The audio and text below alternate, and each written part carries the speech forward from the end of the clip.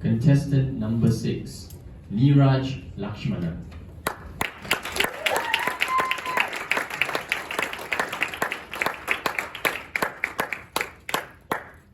In matters of conscience. In matters of conscience, Neeraj Lakshmanan.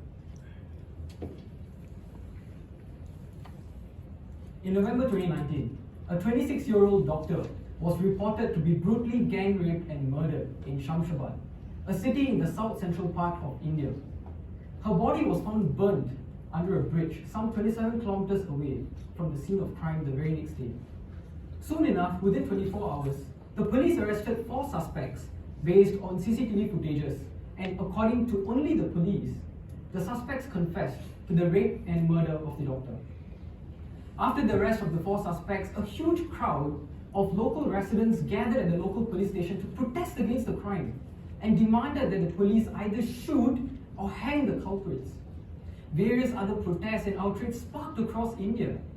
Even famous politicians like Rahul Gandhi demanded that justice be brought to the victim and her family by the police. In short, the public sentiment was against the police, putting the police involved in this case literally in a pressure cooker. Contest check, fellow Toastmasters, judges, friends, and guests. If you were part of the police team leading this case, what would you have done? You have 2 choices. 1, to deliver justice to the victim by handing the suspects over to the court, which may take years in a country like India to hand out a sentence. Or 2, become an instant hero in the eyes of the public by shooting and killing the suspects using your gun. In this case, while the 4 suspects were taken to the crime spot for recreation of crime scene, they were shot and killed by the police, as they claimed that the suspects tried to escape. Even though the whole claim was eventually proven to be false and the incident was adjudged as an extrajudicial police killing, the people and the media heavily celebrated the killings and glorified the officers who took justice into their own hands. And take note, these 4 suspects were still innocent, as they were not proven guilty by the court in the end. Friends, Mahatma Gandhi once said, "In matters of conscience, the law of the majority has no place." Conscience is the inner voice that allows a person to differentiate between right and wrong.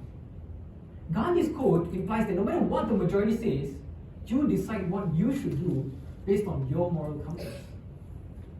In September 1920, Gandhi introduced the non-cooperation movement, which signified a new chapter in the history of the Indian freedom struggle against the British government. The movement was peaceful and non-violent in nature, where people were asked to resign from government jobs, boycott foreign goods, and engage in activities of similar nature.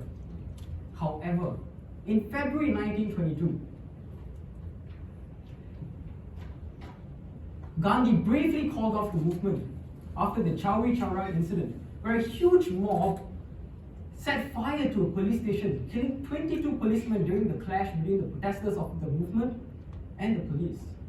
But in fact, it was the police who started the clash as they fired into a crowd of peaceful protesters. But the moment the movement became violent from the protesters' end, Gandhi called the end of it. This move shocked the people of India and made them feel betrayed, as the system of society at that point of time was an eye for an eye. But Gandhi stuck to his inner values and conscience.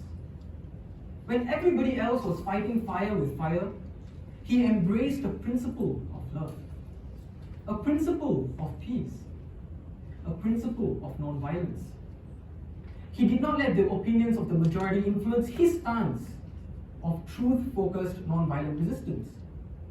Because in matters of conscience, the law of the majority has no place. Nelson Mandela grew up with the law of the land, the law of the majority. But his conscience felt that something was wrong in the way the minorities were being treated. So he had an insatiable calling to fight for the equality and rights of the black population in South Africa. And from his very own jail cell, he created a motion field of conscience that had such a power and radiance that he transformed his entire country to a place where people of all race and color could live together in peace. Even his own jailers became his friends, amazed by the presence of that being, amazed by his vision, amazed by his beliefs. And when he was freed, he eventually became the president of that country. And once again, he proved that in matters of conscience, the law of the majority has no place. So friends, there's an interesting phenomenon that the human mind cannot discern the difference between what is right and what is wrong if both sides are presented in the same logical manner. If this was not the case, we wouldn't have had the Nazis under the rule of Hitler, the genocide of Tamils in Sri Lanka under the rule of Rajapaksa, and even the current Russia-Ukraine war under the rule of Putin. So that is why I urge all of you to listen to the calling of your heart. Listen to the principles that you live by that are so deep-rooted in the cave of your heart. Even if you can't change what is wrong around you, you can always search for what is right within you. Even if you don't agree with, even if the majority says one thing, don't just accept it, but question it.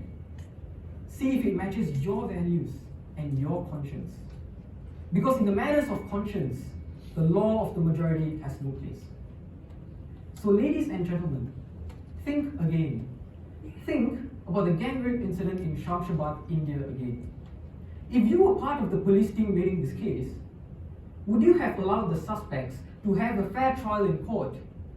Or would you have taken justice into your own hands to appease the majority by putting a bullet into their heads?